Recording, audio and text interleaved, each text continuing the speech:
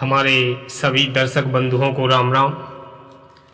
तो साथियों, क्या आपने कभी सोचा है कि अगर हमारी किस्मत पहले से लिखी हुई है तो हम मेहनत क्यों करें? फिर साधना, पूजा, जप, तप और भक्ति का अर्थ क्या रह जाता है? यह प्रश्न हर इंसान के मन में कभी न कभी उठता है। कोई कहता है कि सब भाग्य का खेल है, कोई कहता है मेहनत से ही सब कुछ बदलता है। तो आखिर सच क्या है, इसके बारे में हम चर्चा करेंगे। क्या किस्मत ही सब कुछ तय करती है या हमारे पुरुषार्थ भी तय करते हैं? और भक्ति से भी जीवन बदल सकता है या नहीं? तो साथियों, आज हम इसी रहस्य को संत कबीर की अद्भुत कथा और उनके अमर दोहों के माध्यम से समझने का प्रयास करेंगे। तो आइए साथियों, इस आध्यात्मिक यात्रा में और जानते हैं भाग्य और पुरुषार्थ का वास्तविक रहस्य क्या होता है। तो साथियों, एक दिन काशी में संत कबीरदास अपने शिष्यों के साथ बैठे थे। तो एक व्यक्ति आया उनके पास और बड़े दुख स्वर में बोला, महाराज, अगर सब कुछ मेरे पहले किस्मत से लिखा हुआ है तो हम क्यों मेहनत करें? जो भाग्य में है वही तो मिलेगा हमें। फिर कर्म, पूजा, साधना, क्या इसका कोई अर्थ रह जाता है? तो इतनी बात सुनने के बाद में कबीरदास मुस्कुराए।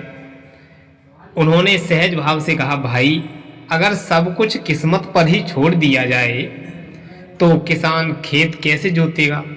बीज बिना बोए कोई फसल कैसे उगाएगा? अगर भाग्य से ही सब कुछ मिलता है तो भूखा बैठा आदमी भी तृप्त हो जाता है। तो इतनी बातें कहने के बाद कबीरदास ने उस व्यक्ति के लिए एक उदाहरण के द्वारा समझाया। कबीर ने कहा, एक बार एक आलसी व्यक्ति था। वह रोज कहता था कि भगवान ने मेरे लिए सब कुछ पहले से लिखा हुआ है, मैं क्यों मेहनत करूं? जितना है नसीब में उतना ही तो मिलेगा मुझे। वह काम नहीं करता था, जप नहीं करता था, साधना भी नहीं करता था, और धीरे धीरे उसका जीवन दुख और दरिद्रता में डूब गया। फिर उसने रो करके कहा, हे भगवान, मैंने तो भरोसा किया कि सब कुछ किस्मत से ही मिलेगा, पर मुझे कुछ क्यों नहीं मिल रहा है? मेरी किस्मत में कुछ लिखा नहीं है पहले से, क्या बात है? तब भीतर से आवाज आई, बेटा, किस्मत तो वही खिलती है जो पुरुषार्थ से सिंचाई करता है। भाग्य बीज है, लेकिन बिना मेहनत के वह अंकुरित नहीं होता है। तो कबीर साहब ने इस बात को अपने दोहे के माध्यम से कहा, कबीर कर्म की गांठी बिनु किस्मत सांची नाही, और बीज बिना बिनु जल के बाग न फूले माही।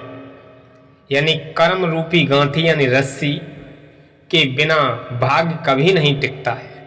जैसे बीज बिना पानी के कभी फलता फूलता नहीं।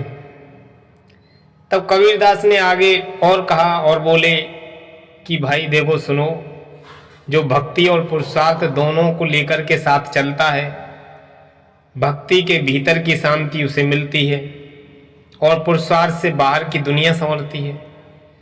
अगर सोचो, अगर राम कृष्ण परमहंस, तुलसीदास या नानक देव केवल किस्मत के भरोसे बैठे रहते तो क्या उनका नाम आज तक जीवित रहता?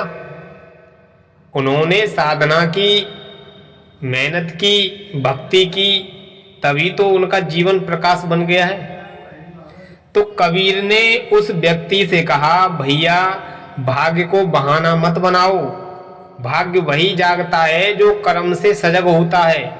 जैसे नाव नदी में बहती है, पर दिशा पाने के लिए नाविक को चापू चलाने की आवश्यकता पड़ती है, नहीं तो नाव बीच धार में ही ठहर जाएगी।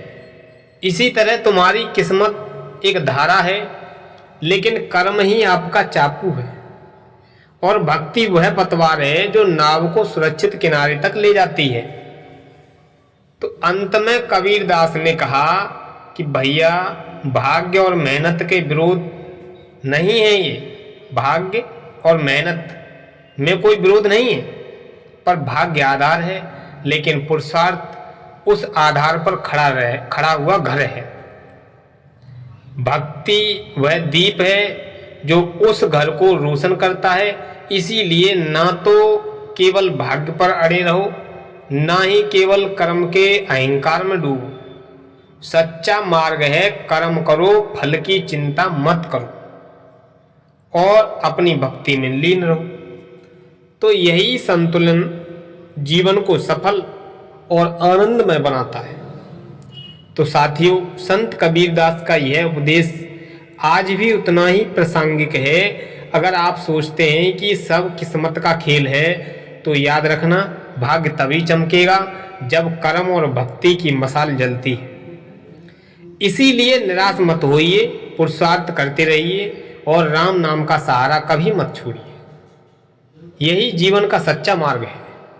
अगर साथियों इस तरह की ज्ञानवर्धक कहानियाँ आपके लिए पसंद आती हों, तो आप अपने परिवार और रिश्तेदारों को शेयर करके और बेल आइकन को प्रेस करवा दीजिएगा, ताकि इस तरह की ज्ञानवर्धक कथाओं से उनके लिए भी जीवन में सफलता मिले। तो सभी मित्रों को राम राम।